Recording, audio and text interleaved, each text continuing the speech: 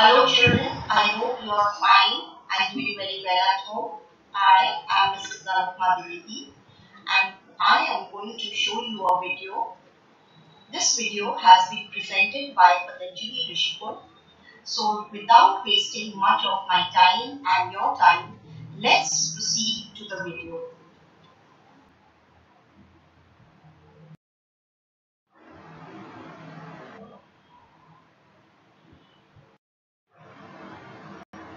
Development of the First Empire, Part 1. Introduction. In this video, you will come to know how the Mahajanapada of Magadha became the center of India's first empire. Magadha not only established control over the other Mahajanapadas but also drew tributes from remote regions beyond the Mahajanapadas. It thus became the center of an empire whose military strength was acknowledged by all and nobody dared to challenge it. Like many other kingdoms and empires, the empire of Magadha was established by a dynasty, that is, a series of rulers belonging to the same family.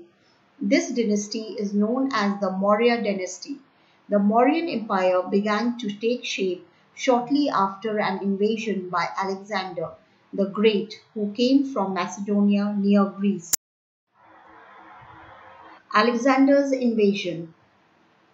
Alexander the Great of Macedonia invaded northwestern India in the 4th century BC when the Nandas were ruling over Magadha. He conquered some small kingdoms and reached the river Beas. He could not advance beyond the Beas because his tired soldiers were afraid to face the war elephants of the mighty Magadhan army. Alexander decided to return. Before leaving India, Alexander installed Greek governors in the conquered territories in the northwestern India.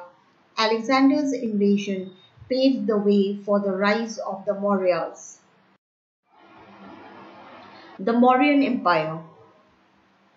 Foundation. Around the time of Alexander's invasion, one of the Nanda rulers who was unpopular for his cruelty forced Chandragupta, a brave warrior of Maurya tribe, to leave Magadha. Chandragupta took refuge in northwestern India. Here he met the wise Brahmin Chanakya, also called Kautilya. Chanakya was the author of Arthashastra, a book about how a government should run. With Chanakya's help, Chandragupta overthrew the Nandas and established the Mauryan dynasty in 321 BC.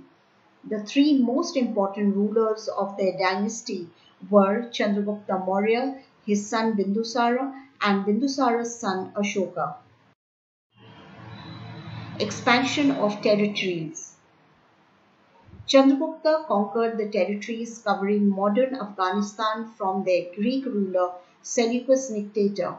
Seleucus later sent his envoy Megasthenes to Patliputra. Megasthenes wrote an account of his experiences in India. Chandragupta expanded his empire to Bihar and other parts of the eastern Gangetic Plain, central India and parts of the Deccan. Bindusara also extended the Mauryan Empire southwards up to Mysore. Ashoka's empire extended roughly from the Hindu Kush and the Himalayas in the north to the river Pennar in the south.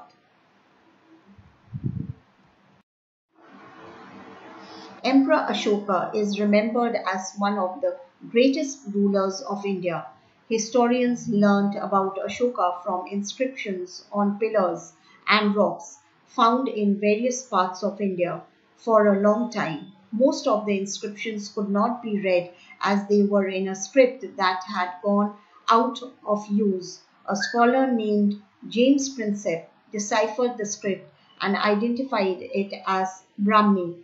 The inscriptions provide invaluable information about the range of a ruler, a kind ruler named Ashoka, and the extent of his empire.